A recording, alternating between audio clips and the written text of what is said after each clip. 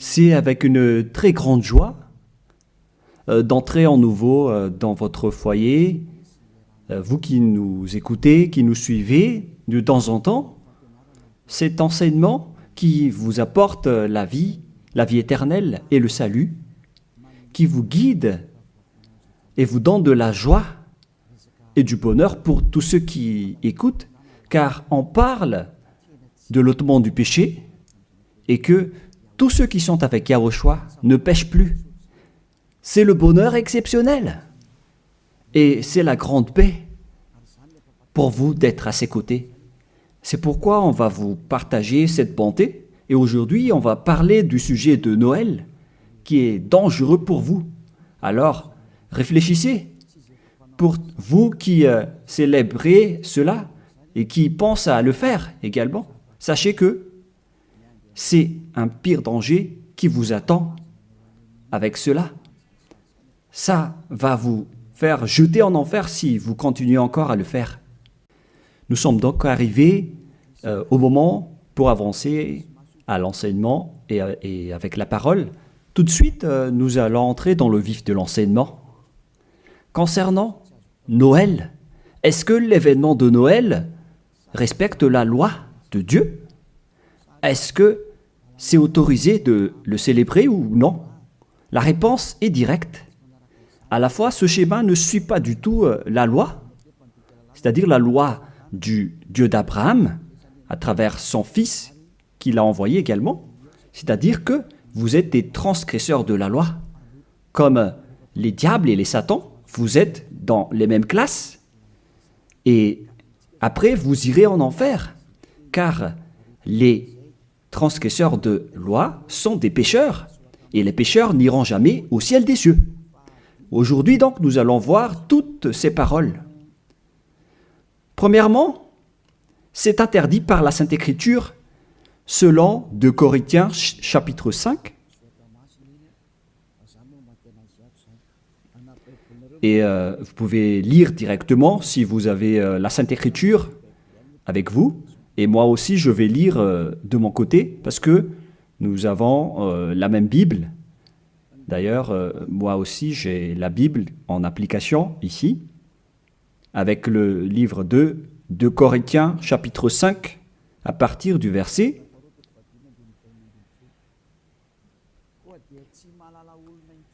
au verset 16. 2 Corinthiens, chapitre 5, verset 16. Aussi, désormais, nous ne connaissons plus personne selon la chair. Et si nous avons connu Yahushua selon la chair, à présent, nous ne le connaissons plus de cette manière. On ne doit plus alors le connaître ainsi. C'est interdit de le connaître selon sa chair. Je parle bien de sa chair, car lorsqu'il est né, il est né en tant que chair. Un enfant est né pour nous. Vous connaissez bien ce schéma. On parle d'un enfant et non pas d'un esprit. On n'a pas dit que c'est un esprit qui est né pour nous. Ce qui était dit, c'est que c'est un enfant qui est né pour nous. Et la Sainte Écriture dit qu'il a vraiment pris la forme de la chair, que nous allons d'ailleurs lire dans le livre de l'Hébreu, et nous allons encore y revenir après. Mais nous allons lire d'abord Hébreu 2, 11.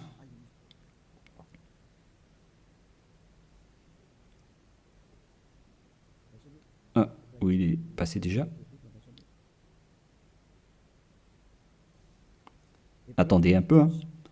On dirait que ce n'est pas le bon verset, ce qui est écrit ici. Non, c'est Hébreu 2, 14 et non pas 11. Voilà, verset 14 et non pas 11. Puis, donc, les enfants ont eu un partage le sang et la chair, lui aussi y a participé également afin de briser par sa mort la puissance de celui qui a l'empire de la mort, c'est-à-dire le diable. Donc le Fils du Très-Haut a également pris le sang et la chair comme un enfant. Sa naissance est donc une naissance de chair. Il est né dans la chair. Il a pris la forme de la chair. Et cette chair qu'elle a pris à l'époque, c'est de la chair du péché. Car normalement, un être du ciel des cieux ne descend pas tout simplement ici sans raison. Même les anges peuvent être visibles ou invisibles en fonction de leur mission. Mais le Fils du Très-Haut, qui ne devait pas venir ici, il a sa forme spéciale venant du ciel des cieux, mais puisqu'il devait venir ici, donc il a dû prendre la chair humaine qu'il a vêtue en tant que chair de péché. C'est-à-dire que la chair de Yahushua, c'était de la chair de péché, où il y a plein de péchés. Il n'est pas un péché, mais c'est la chair qu'il a vêtue qui est la chair de péché. Donc si on regarde la chair qu'il a vêtue, on voit vraiment que c'est de la chair du péché. Et nous allons d'ailleurs voir la parole de Dieu à ce sujet. Nous allons encore lire ce verset avant de revenir à la première. Donc, Romains, chapitre 8, au verset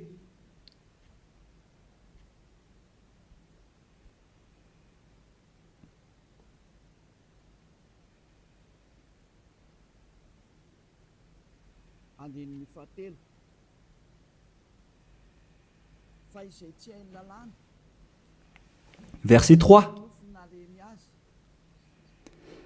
Car ce qui était impossible à la loi, parce qu'elle était sans force à cause de la chair, Dieu l'a fait en envoyant pour le péché son propre Fils, dans une chair semblable à celle du péché. Et il a condamné le péché dans la chair. Ici donc, nous voyons bien que Yahushua, le Fils du Très-Haut, sa chair était une chair de péché. Et lors de sa naissance, si vous allez le célébrer, si vous allez célébrer son anniversaire, vous allez célébrer le péché et vous allez glorifier le péché, car il s'agit d'une chair de péché qu'il n'accepte pas du tout. Donc, c'est pourquoi c'est interdit de célébrer Noël, car c'est une célébration de sa chair, qui est une chair de péché, qui est vraiment interdit. Et maintenant, nous allons revenir avec le livre du 2 Corinthiens, chapitre 5, verset 16. Voilà. Ainsi, aussi, désormais, nous ne connaissons plus personne selon la chair. Et si nous avons connu Yahushua selon la chair, à présent, nous ne le connaissons plus de cette manière. C'est devenu interdit de le connaître ainsi. C'est-à-dire que Noël est supprimé. Si vous le célébrez encore, c'est-à-dire que vous êtes avec le diable, alors ne contestez plus. Si c'est une loi, alors c'est une loi. Mais vous avez été trempé par ce Jésus. Et après vous avoir trempé, il cherche le moyen pour manipuler vos esprits. Alors qu'on voit clairement que vous faites n'importe quoi. Vous provoquez la guerre au Dieu d'Abraham. Le Dieu d'Abraham dit que c'est interdit de le faire. Mais lui, il insiste pour le célébrer. Et vous voyez que c'est un envoyé du diable qui vous trompe. Et vous n'êtes pas encore conscient de cela. Quand je dis cela, certains sont en colère. Ces personnes qui vous font célébrer Noël vous jettent en enfer. Ils ne sont pas comme des hommes qui sont fermes, qui ont la fermeté comme moi. Moi, je suis ferme devant la vérité, par exemple. Et moi, j'ai dit, contrez cette vérité si vous osez, mais personne n'a osé le faire. Ils aiment juste critiquer, mais ils sont dans le tort complètement. Et le salut vient des Juifs. Donc, si c'est un Dieu juif, alors il doit porter un nom juif. Et Yahushua a vraiment un nom juif selon Jean 82, qui dit que le salut vient des Juifs. Nous allons lire ce passage, entre parenthèses, avec Jean 4, verset 22. Vous adorez ce que vous ne connaissez pas? Nous adorons ce que nous connaissons, car le salut vient des Juifs. Donc, ce Sauveur est juif. Et en tant que juif, on doit lui donner un nom juif. Et nous voyons ceci dans le livre des apôtres, car il a prononcé son nom, un nom hébreu, en discutant avec l'apôtre Paul. Mais après, les gens ont changé son nom en nom grec, avec Jésus, que nous allons voir après que c'est un nom grec. Donc, tout d'abord, Actes chapitre 26, versets 14 et 15. Nous tombâmes tous par terre, et j'entendis une voix qui me disait, en langue hébreu ou hébraïque, on parle ici de langue hébreu. Saul, Saul, pourquoi me persécutes-tu? Il discutait donc en hébreu. Il te serait dur de regimber contre l'aiguillon. Qui êtes-vous, Seigneur? M'écriai-je. Et le Seigneur dit, je suis Yahushua que tu persécutes. Ici donc, la discussion entre le Fils de Dieu et l'apôtre Paul se faisait en langue hébreu. Et donc, lorsqu'ils vont prononcer le nom, est-ce qu'il est possible qu'ils vont prononcer le nom en malgache? Je vous pose la question. Parce que Jésus ou Jesus, c'est une langue française ou malgache. Parce que le nom d'origine devait être le nom hébreu, comme les anges ont annoncé à Maria. C'est un nom hébreu. Et en tant que nom hébreu, on ne doit pas changer ce nom. Nous allons d'abord parler de ça en petite parenthèse, en vous disant que vous avez déjà été frappé depuis le nom. Vous avez eu des faux noms. Et au final, vous célébrez aussi Noël, alors que c'est vraiment tabou, c'est vraiment interdit. C'est inacceptable devant le Père Yahva. La preuve, lorsque vous célébrez Noël, les bars sont pleins. Vous dites que vous célébrez votre Dieu et vous êtes dans les bars, vous buvez dans les bars et vous faites des balles de jeûne. On voit que vous n'êtes pas du tout avec le Dieu d'Abraham, vous êtes avec un autre faux Dieu. Vous êtes guidé par le diable et vous n'êtes pas du tout conscient. Encore. Vous provoquez la colère du Dieu d'Abraham et vous ne vous cassez pas la tête. Vous continuez dans le mauvais sens. On continue la parole. Tout d'abord, le nom de ce Fils du Très-Haut est un nom juif. Il vient des Juifs. Lorsqu'il a discuté avec Paul, ils ont discuté en langue hébreu. Donc, c'est clair que c'était un nom hébreu qu'ils ont prononcé et non pas un nom français, anglais ou autre nom. Deuxièmement. Et troisièmement, on ne doit pas changer ce nom selon Actes des Apôtres 4.12. Il ne faut pas changer ce nom. Et vous étiez déjà frappés depuis cette époque. Mais ceux qui font la grosse tête et qui ne se soucient pas, alors tant pis pour eux. Acte 4.12. Et le salut n'est en aucun autre, car il n'y a pas sous le ciel un autre nom qui est donné aux hommes par lequel nous devions être sauvés. C'est à travers ce nom, donc, ce seul nom, qu'on obtient le salut. Et alors que, selon la Sainte Écriture, il n'y a pas d'autre nom, le nom doit être unique alors. Et ça doit être un nom hébreu qui ôte les péchés des gens. Et vous voyez déjà que tous ceux qui sont avec Élia sont ôtés de leurs péchés. C'est clair alors que ce nom, c'est Yahushua. Et il a dit qu'il ne faut plus le connaître selon la chair. Alors qu'au contraire, vous le connaissez selon la chair. Vous transgressez la loi selon, vous pensez selon juste vos réflexions. Alors que c'est vraiment dangereux pour vous, les gens. Est-ce qu'on va suivre vos habitudes, les humains, ou est-ce qu'on va suivre l'habitude du Dieu d'Abraham? La question se pose pour vous. La réponse, vous avez fait ce que vous aimez, et lui aussi, donc, il va aimer vous jeter en enfer. Alors, vous pouvez continuer à faire ce que vous voulez, mais après votre mort, vous irez en enfer. Et les prêtres et les pasteurs ne pourront pas vous sauver. Eux aussi, ils vont être jetés en enfer, tout comme vous, avec le même résultat. Mais pourquoi vous n'écoutez pas cette vérité? Ou bien vous aimez juste critiquer ou contrer? Réfléchissez tous. Vous n'êtes que des humains mortels, alors ne soyez pas fiers de vous. Ne dites pas que vous êtes puissants. En un clin d'œil, vous pouvez redevenir poussière.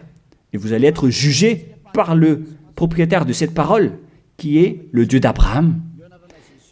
Et c'est ce Noël lui-même qui va vous condamner. Nous allons lire maintenant que ce Jésus, c'est un nom grec. Nous allons lire directement sur Wikipédia. Vous pouvez afficher directement. Nous voyons donc ici que Jésus, en grec, Jésus, voilà. Et ce terme Jésus vient donc d'un terme grec venant du terme Jésus. Et je vais vous enseigner l'origine du terme Jésus, parce qu'il y en a qui traduisent bêtement en disant que c'est Yahushua, Yeshua, qui ne sont que tous des faux noms. Mais selon le nom hébreu, son nom c'est Yahushua. Et vous ne devez jamais, en aucun cas, le changer en Jésus. On ne doit pas exploiter un nom propre comme cela pour dire qu'on va le changer comme ceci, comme cela. C'est le diable qui fait cela. On ne change pas un nom propre. Et je vais entrer en détail sur ce sujet, sur l'origine du nom Jésus, car ici on dit que c'est un nom grec. Où est donc l'origine de ce terme Jésus? Nous allons donc expliquer à travers cet enseignement. Vous pouvez afficher directement. Donc, le nom du Dieu grec, c'est Zeus. Zeus. Et lorsqu'il invoque le nom de Zeus, il l'appelle Sus. Ce Zeus, donc, se lit Sus, en vérité. Et ce Sus, lorsqu'on lui donne du respect à leur Dieu, il rajoute un Yé devant, comme avec les Allemands qui rajoutent un L, comme L Hitler. Le L, c'est un signe de respect. Et ici, donc, pour les Grecs, pour respecter leur Dieu, ils rajoutent un Yé devant le nom, et après, ils écrivent le Jésus, Jésus, que nous avons vu tout à l'heure. Et c'est ce terme Jésus que les catholiques romains ont traduit en Jésus. Jésus. Jésus. Donc c'est devenu un petit Z par là. Et le Jésus s'est transformé en Yes. Yes. Et le Yes s'est transformé en Jésus, etc. Nous allons aussi suivre ce schéma à partir de Jésus. Et ils ont changé le U en J. Pour certains, ils ont changé en J. Voilà. Et ça donne Jésus. Et du coup, ça donne aussi Jésus ou Jesus, c'est-à-dire Jésus. Voilà donc la structuration de ce terme. Ce Dieu-là, alors, c'est bien un Dieu grec. Ça n'a rien à voir avec l'hébreu.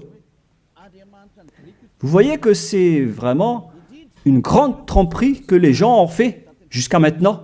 Vous adorez le Dieu grec. Et surtout, avec le sujet du 25 décembre, je vais entrer tout de suite là-dedans, car je veux dire que c'était depuis ce roi diabolique, à l'époque, qu'on a célébré donc cette date du 25 décembre, en célébrant aussi le dieu Zeus olympien, qui a inventé d'ailleurs les Jeux olympiques.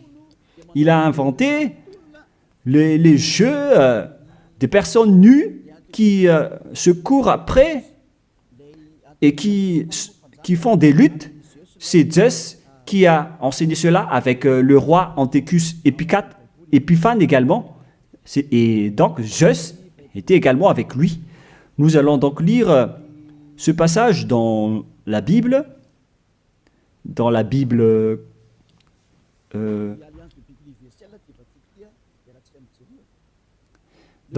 l'Alliance biblique universelle que je vais lire. Le 15e jour du mois de Casleu, l'an 145, le roi fit construire l'abomination de la désolation sur l'autel.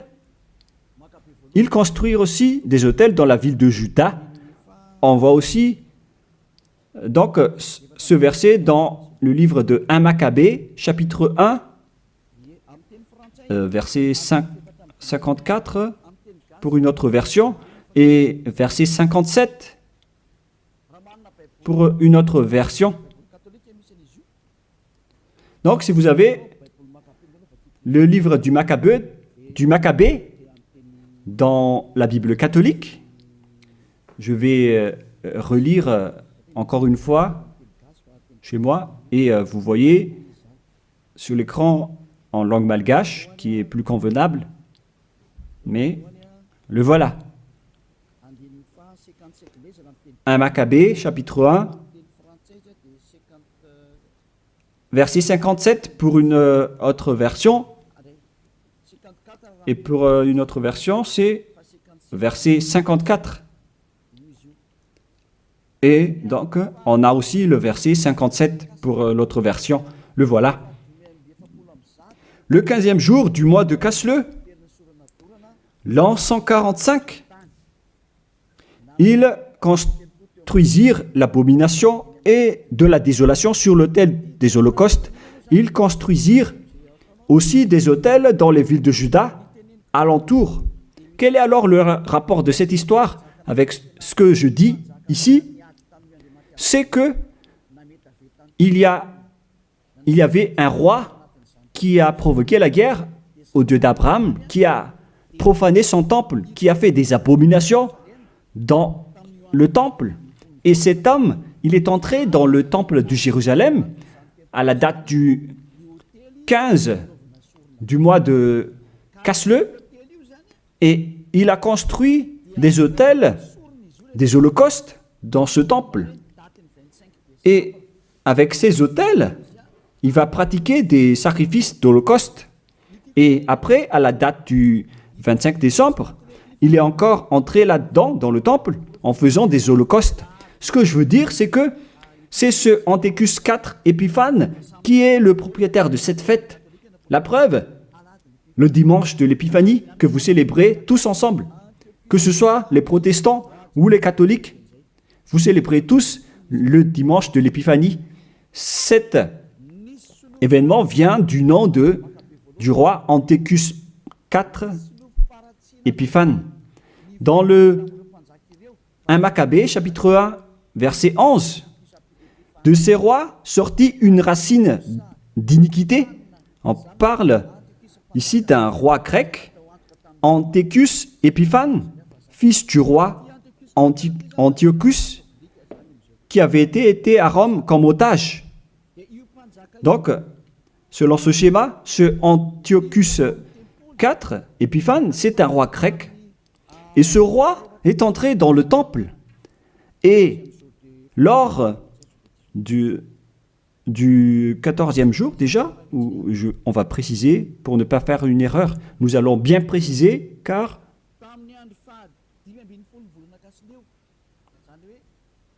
le 15e jour du mois de Casleu, c'est-à-dire au 15e jour du mois de Casleu, l'an 145, ils construisirent l'abomination de la désolation sur l'autel des holocaustes. C'est Antiochus IV Épiphane donc, qui a fait cela. Antiochus IV veut dire qu'il est au 4e rang, des rois plutôt.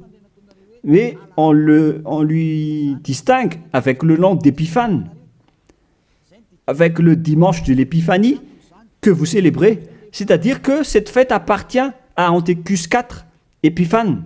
Voilà ce que ça veut dire. Et nous allons lire un peu après. Et maintenant, le verset d'en bas, verset 62. Le 25 du mois, il offrait un sacrifice sur l'autel qui avait été construit sur l'autel des holocaustes. Donc, le 25 décembre du mois de Casleu, on va préciser ça après, ils sont entrés dans le temple pour faire des abominations, pour faire des holocaustes inappropriés. C'est-à-dire que cet homme, Antiochus IV Épiphane, qui est le diable en personne, il a profané le temple du Père Yahva lors de la date du 25 décembre. C'était une date qui a rendu en colère et énervé le Père Yahva, cette date du 25 décembre que vous célébrez tous. Et cela est prouvé par le dimanche de l'Épiphanie que vous célébrez après le 25 décembre. C'est pour prouver que vous célébrez Épiphane et non pas le Fils du Très-Haut. C'est le diable qui est derrière tout cela. Et vous êtes jugés par ce dimanche de l'Épiphanie qui parle de la fête d'Épiphane. Et vous êtes tous attrapés et piégés par cela. Vous avez rendu en colère le vrai Dieu en rendant gloire au diable d'Antiochus IV Épiphane, car c'est lui qu'on célèbre à ce sujet. Nous allons lire ce passage et merci de bien préciser dans votre livre, car il y a une explication de ceci dans 1 Maccabée, chapitre 1, verset 54 dans une autre version, et 57 ou 59, et verset 62. Le 25e du mois, ils offraient un sacrifice sur l'autel païen qui avait été construit sur l'autel du temple des holocaustes. Et nous allons préciser ici, en décembre 167 avant Yahushua, l'heure abominable, c'était l'autel de Zeus olympien, le dieu grec. Je répète encore une fois, Kislev en l'an 145, c'est la fin décembre 167 avant Yahushua. L'heure abominable, c'est l'autel de Zeus olympien, dieu grec. C'est ce qu'on veut transmettre ici, donc, c'est que on a vraiment fait entrer le dieu grec dans le temple. Et c'est bien Zeus qu'ils ont fait entrer dedans. C'est ce que je vous ai dit tout à l'heure, que c'est lui qui est appelé aussi Sus, ce dieu grec. C'est vraiment Jesus. Et vous aussi, vous l'appelez Zeus ou Jésus. Ça vient du terme Jesus. Et on vous a manipulé aussi avec l'événement du 25 décembre. C'est Antiochus IV que vous vénérez. Donc, votre Dieu, c'est le Dieu d'Antiochus IV Épiphane, et non pas le Dieu, le Fils du Très-Haut. Vous avez été manipulé et trompé par Jésus. On le voit tous ensemble ici. En même temps, vous avez transgressé la Sainte Écriture et la loi. Et vous avez aussi donc adoré le Dieu de Antiochus IV Épiphane. On parle ici de la Bible de l'Alliance universelle qui l'explique bien en détail. Et ce sont les théologiens internationaux qui ont écrit cette Bible. Tous les religieux le connaissent, y compris le pape catholique romain. Tous les chefs religieux connaissent aussi ce livre, car c'est un livre international que personne ne peut contester. Et c'est ça ce qui était écrit là-dedans. Ce n'est pas aujourd'hui qu'on le voit, mais c'était depuis bien longtemps que ça a été écrit là-dedans. Ce qui veut dire, alors qu'ils ont fait de l'abomination, de la profanation dans le temple de Jérusalem lors de la date du 25 décembre. Et maintenant, nous allons voir que cette date du 25 décembre était le jour où Antiochus IV a profané le temple, tout en célébrant également son anniversaire, en profanant le temple de Jérusalem et en provoquant la colère du Père Yahva. Et c'était lors de la date du 25 décembre.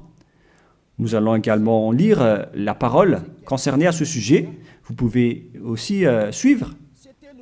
Le 25e jour du mois, c'était le jour de chaque mois où l'on fêtait la naissance du roi. Je répète encore une fois, le 25e jour du mois, que j'ai déjà dit tout à l'heure, dans le verset 59 ou 62, c'était le jour où chaque mois on fêtait la naissance du roi.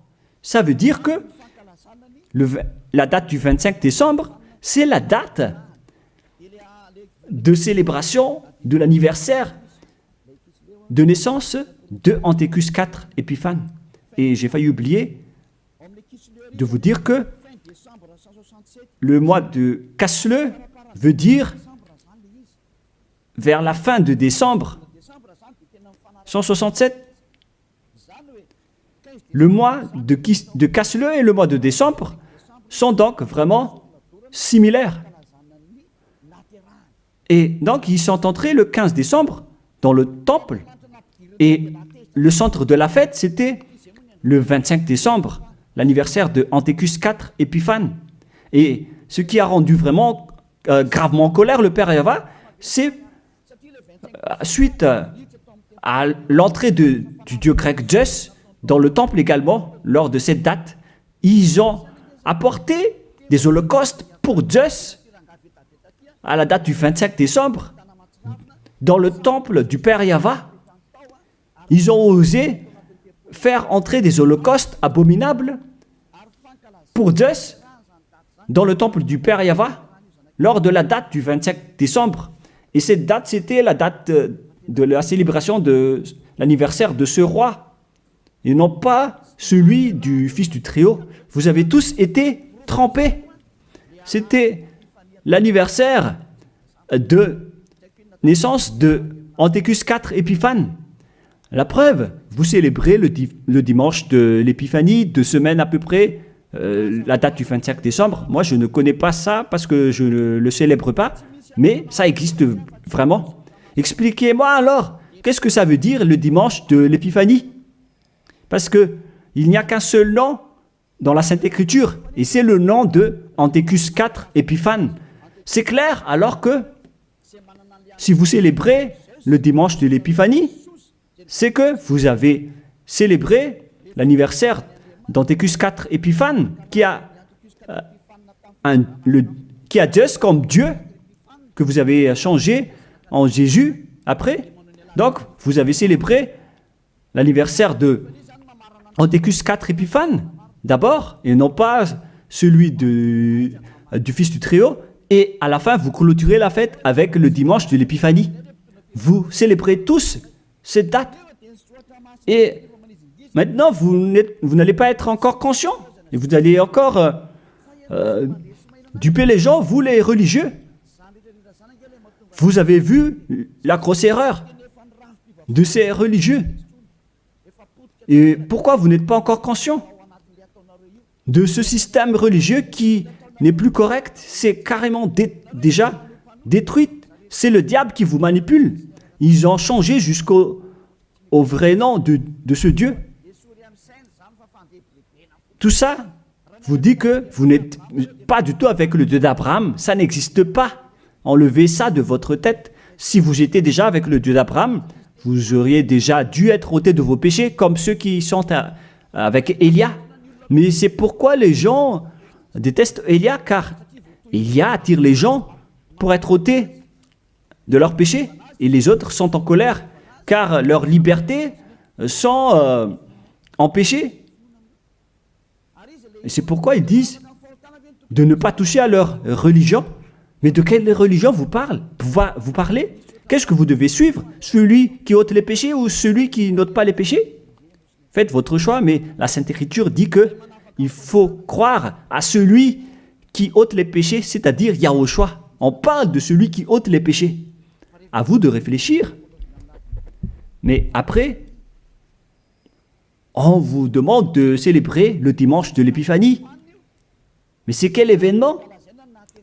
Et je répète encore que c'est la suite de l'événement de l'anniversaire d'Antiochus IV Épiphane. Car lors de cette date, vous avez aussi glorifié le dieu grec Zeus, Jesus, après, ou Jesus, selon les Anglais, Jésus pour les Français. Vous avez donc tous célébré le dieu grec en célébrant aussi l'anniversaire de Antiochus IV Épiphane et non pas celui de Yahushua. Le Fils du Très-Haut n'avait pas cette date de naissance. C'est pourquoi ce Jésus est vraiment un grand imposteur. C'est vraiment une grande tromperie qu'il a fait. Et vous n'allez pas encore être conscient que ce Jesus ou Jésus ne vous ôte pas les péchés. Et sachez que les pécheurs n'iront jamais au ciel des cieux. Car si c'était possible, alors le diable aussi aurait eu l'occasion et l'opportunité d'aller au ciel des cieux, alors que les diables sont les chefs des pécheurs et ils n'iront jamais là-bas. Alors soyez conscients. Vous avez été trompés. Le Dieu que vous adorez, c'est le Dieu d'Antiochus IV Épiphane, le Dieu Zeus. Et en l'an 2000, je ne me souviens pas précisément, la flamme olympique est arrivée à Madagascar. Cette flamme a d'ailleurs déjà fait le tour du monde et vous avez fait une grande culte religieuse sur le terrain de Mahamasne à l'époque pour glorifier et honorer cette flamme, alors que c'est la flamme de Zeus qu'on a pris en Grèce. Vous ne pouvez pas nier cette parole, ça a existé, hein. C'est la réalité. Vous avez pris cette flamme en Grèce sur le mont Olympe qui a le feu qui ne s'éteint pas jusqu'à aujourd'hui. Il parle de la présence de Zeus. On a pris cette flamme là-bas et on l'a amenée à Madagascar. Et toutes les églises, les protestants, les catholiques, ainsi que les petites églises, se sont réunis pour faire une culte de prière ensemble à ce moment-là. Mais moi, j'ai dit que vous faites n'importe quoi. C'est une erreur que vous faites. Et tout le monde a reculé après. Et ils ne l'ont plus osé le faire. Peut-être qu'ils l'ont refait, mais ils l'ont fait discrètement. Parce qu'ils connaissent déjà que l'ambassadeur de Yahushua va encore se lever pour blâmer et pour critiquer. Mais cela prouve que cette flamme vient du mont Olympe, le montagne de feu. Et ils ont pris donc cette flamme là-bas, car Antiochus IV Épiphane, il a créé les Jeux Olympiques avec les jeux de lutte, avec des personnes nues. C'est Antiochus IV Épiphane qui les a créés et qui les a enseignés. Il est le leader de ce genre de jeu.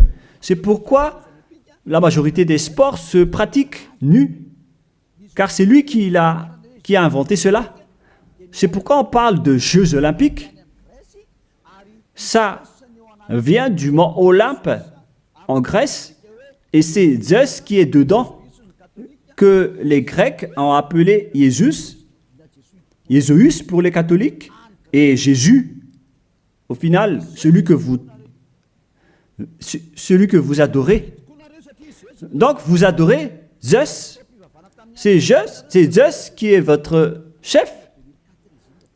Et après, je ne me souviens plus si c'était en 2004 ou 2006, vous avez emmené la flamme olympique ici. Vous avez fait une grande fête au terrain de Mamas, qui a créé une grosse embouteillage comme pas possible. Ici à Tananarive, ça a vraiment été trop. C'était une grande folie. Ça prouve donc que votre Dieu, c'est Zeus. Car s'il n'était pas votre Dieu, alors vous n'aurez pas dû faire de la prière ensemble avec cette flamme olympique. Alors c'était la preuve que vous priez le Dieu Zeus, qu'on appelle également Sus ou Jésus, et au final Jésus ou Jesus. Qu'est-ce que vous allez encore dire face à cela? Alors, osez dire que on n'a pas fait une culte, on n'a jamais fait de culte à Mamas, en disant que j'invente tout ça. Bah, là, c'est trop de mensonges si vous osez encore dire cela. Parce que là, on parle vraiment de la flamme olympique qui vient du mont Olympe en Grèce. Et ensuite, le Dieu qui est propriétaire de cette flamme, il s'appelle Zeus, que vous appelez aussi Jesus ou Jésus, avec les autres appellations que j'ai déjà expliquées. Et l'homme qui l'a vénéré, c'est Antiochus IV Épiphane. Ils sont dans le même camp. Alors que vous, les religieux et vos fidèles, vous avez prié ensemble avec cette flamme olympique. C'est-à-dire que vous avez le Dieu, vous avez comme Dieu le Dieu grec jusqu'à la fin. Alors, restez toujours là-dedans et vous allez voir. Vous célébrez déjà l'anniversaire de Antiochus IV Épiphane et non pas la naissance du Fils de Dieu. Et la dernière preuve, c'est le dimanche de l'Épiphanie. Qu'en est-il du dimanche de l'Épiphanie que vous célébrez? Le dimanche de l'Épiphanie, c'est la clôture de la fête. Ça a commencé le 15 décembre. Le centre de la fête, c'est le 25 décembre, l'anniversaire d'Antiochus IV Épiphane. Et il clôturait la fête avec le dimanche de l'Épiphanie. Lorsque un roi fait la fête, ça dure en moyenne 1 mois ou un peu plus, ou un peu moins, mais ça peut être plus. Donc, ils ont commencé le 15 décembre, le centre de la fête se déroulait le 25 décembre, et après ils ont terminé avec le dimanche de l'Épiphanie. C'était donc vraiment l'événement de la fête de Antiochus IV Épiphane. Est-ce que vous allez encore contester cela? Soyez conscients que ce Jésus n'est pas un vrai Dieu. Il vous rend pécheur. Il vous tend toujours des pièges. Vous entrez encore dans des pièges. Surtout avec ceux qui suivent les pays qui adorent ce Jésus. Il les frappe vraiment, il les punit. Il les punit vraiment comme ce qui se passe ici à Madagascar, avec les faux chrétiens. C'est vraiment incorrect ce que vous faites. Et vous êtes tous en train d'être jetés en enfer par ce Jésus. Si vous n'êtes pas encore conscient, tant pis pour vous, mais si vous voulez être sauvé, rapprochez-vous de Élia. Si vous voulez être libéré, alors suivez Élia. Suivez-moi et vous allez être libre. Et vous irez au ciel des cieux. L'objectif, c'est de ne plus jamais pécher. Mais hélas, vous ne pouvez pas entrer dans ce chemin car vous êtes des pécheurs. Selon Apocalypse 21-27, et les impurs et les souillés n'y entreront jamais. dans Apocalypse et on regarde tous à travers l'écran. Pour vous qui pleurez à rester pécheurs, voilà la réponse pour vous dans Apocalypse 21-27. Ça ne marche pas? Bon, il faut réparer rapidement alors.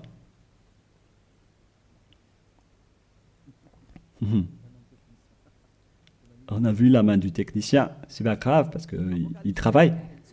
Apocalypse 21-27. Et il n'y entrera rien de souillé. Voilà ce qui est dit dans votre Bible. Donc, les pécheurs n'iront jamais au ciel des cieux. Vous vous trompez d'adresse. Vous avez un faux espoir. Vous avez vraiment été frappé par ce faux Dieu, par votre faux Dieu qui n'est qu'un imposteur. Si c'était un vrai Dieu, il aurait déjà dû vous ôter de vos péchés.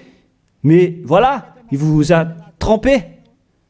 Voilà, vous ne pouvez plus répondre avec le dimanche de l'Épiphanie. Qui vous a fait célébrer cette date? Pourquoi vous l'avez célébrée? Vous l'avez célébrée pour vous enchaîner en ce moment. Car le dimanche de l'Épiphanie clôture la fête du roi. Et donc, vous avez célébré la fête du roi. On vous attrape par ceci. Vous dites que le 25 décembre, c'est la date de naissance de Jésus, alors que vous adorez Zeus, le dieu grec, le dieu d'Antiochus IV Épiphanes, et en même temps, vous célébrez l'anniversaire d'Antiochus IV Épiphanes, tout en adorant le dieu Zeus olympien. Je vais terminer ma parole, et les techniciens ont fini la réparation. Vous pouvez afficher maintenant. Apocalypse 21-27. Et il n'y entrera rien de souillé, aucun artisan d'abomination et de mensonge, mais ceux-là seulement qui sont inscrits dans le livre de la vie de l'agneau, c'est-à-dire les personnes qui ne sont pas des menteurs, des personnes parfaites qui ne font plus aucun mal, qui ne pêchent point. Ce sont eux qui iront au ciel des cieux. Mais vous, qui êtes abominables, qui ne se soucient pas de cette parole, vous pouvez continuer ce que vous faites, mais ne soyez pas morts. Si vous avez la grosse tête, ne soyez pas morts.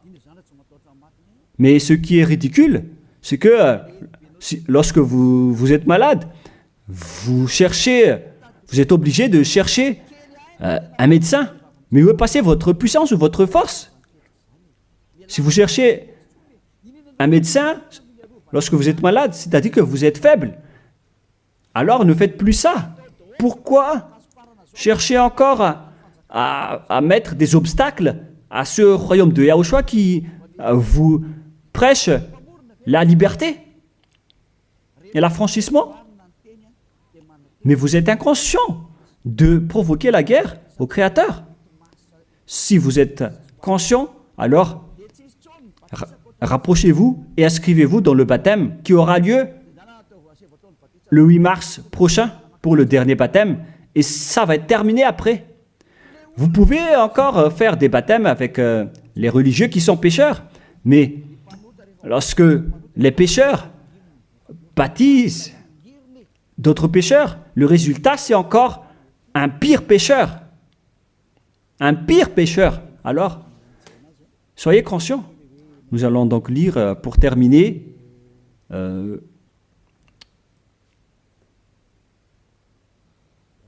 voilà.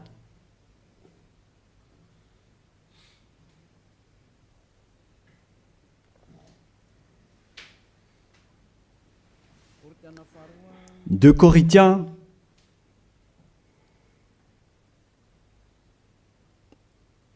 chapitre 5, verset 16. Vous pouvez afficher directement. Voilà.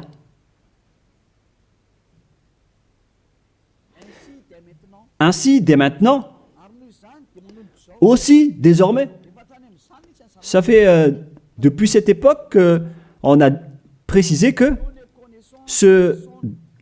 désormais, mais ça continue jusqu'à aujourd'hui, nous ne connaissons plus personne selon la chair. Et si nous avons connu Yahushua selon la chair, Parce qu'il était né en tant que personne charnelle.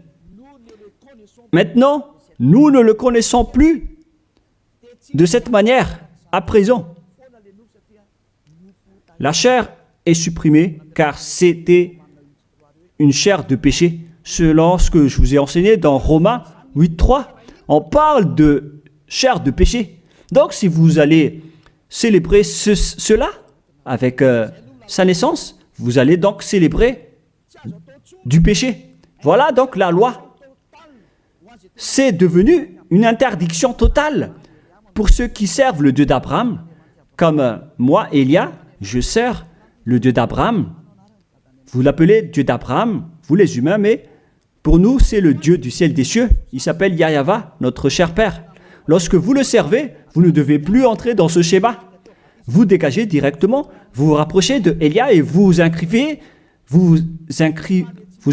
votre nom dans le baptême rapidement pour éviter la mort, au cas où vous allez mourir après. Mais les gens qui font du cinéma, qui font juste semblant d'être avec le Dieu d'Abraham, si vous n'êtes pas avec le Dieu d'Abraham, vous n'allez pas être avec Élia. Mais ce sont seulement qui veulent être avec le Dieu d'Abraham et qui ne veulent plus jamais pécher, qui vont être avec Élia. Et je vais vous ramener au ciel des cieux. Voilà la fin de ma parole. Soyez conscients.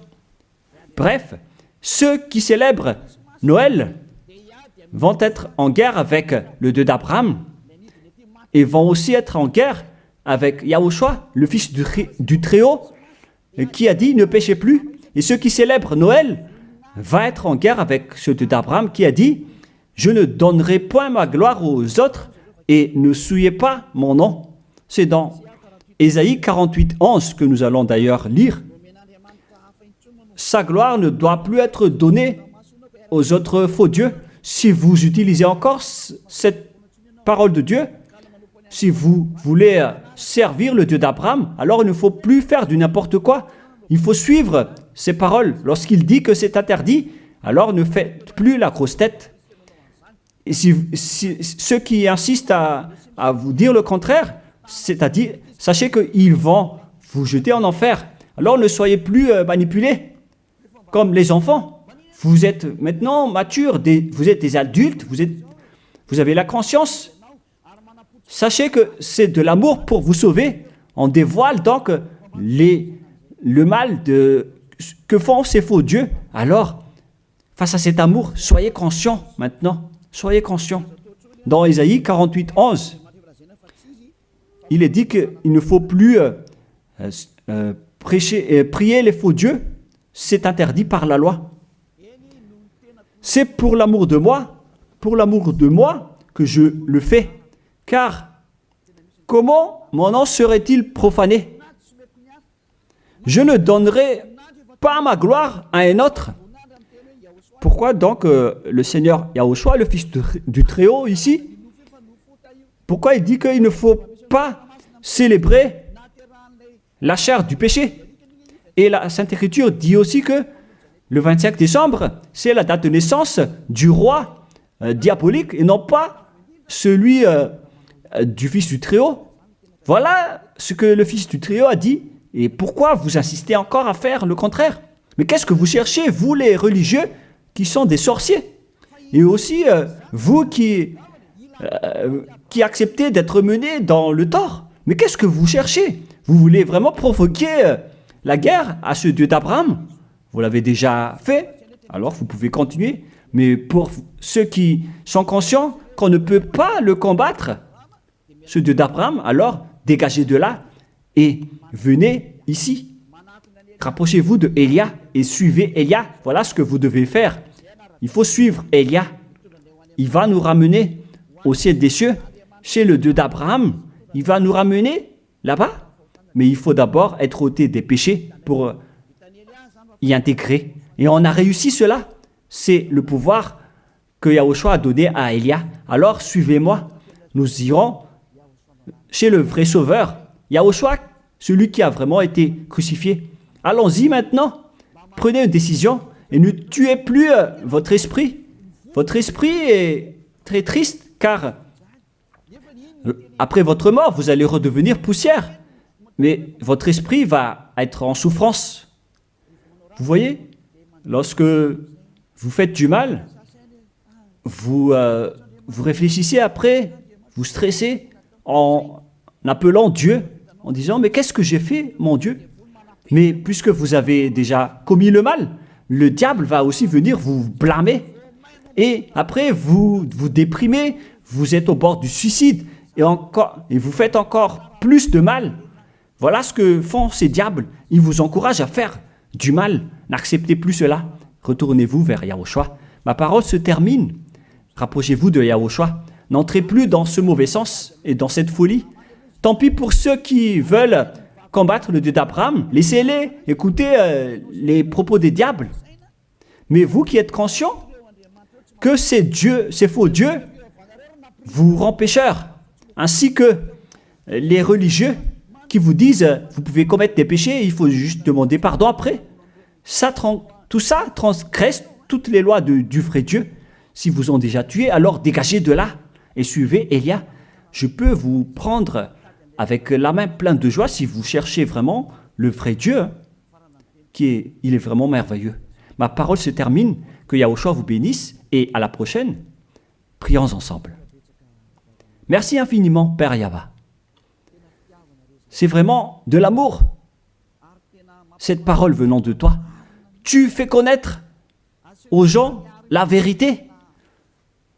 Tu as dévoilé clairement la grande tromperie pour ce monde, car le monde aussi te provoque énormément. Alors, c'est juste que tu envoies les châtiments. Avance la récolte, Père, et avance ta parole et ton châtiment sur cette terre, car le moment est venu. On a déjà annoncé les avertissements, mais personne ne se soucie. Ta décision est méritée. Père Yahva, il mérite d'être châtié. Il ne s'agit pas d'une récolte pour le ciel des cieux, mais un châtiment d'après ce qu'ils ont fait. C'est le jour de la vengeance, Père. Mais tous ceux qui veulent fuir ce danger, Père, qu'ils sortent de là et qu'ils se rapprochent de Élia, car je vais les ramener auprès de toi, Père Yahva et Yahushua. Faites en sorte qu'ils me trouvent, même s'ils sont à l'extrémité de la terre. Faites en sorte qu'ils se tournent vers Élia. Je suis déjà là. Tu m'as déjà envoyé pour les envoyer vers toi, pour les regrouper, pour les ramener vers toi. Gloire à toi, Père Yahva. Gloire à toi, Yahushua. Bénis alors cette parole pour qu'elle touche le cœur de chacun, pour qu'il sache que c'est le salut, mais pas un jeu. Merci, Père Yahva. Au nom de toi, Yahushua, je fais toutes ces prières. Alléluia. Amen. Merci à tous d'avoir suivi la parole et l'enseignement. Au revoir. Au revoir tout le monde.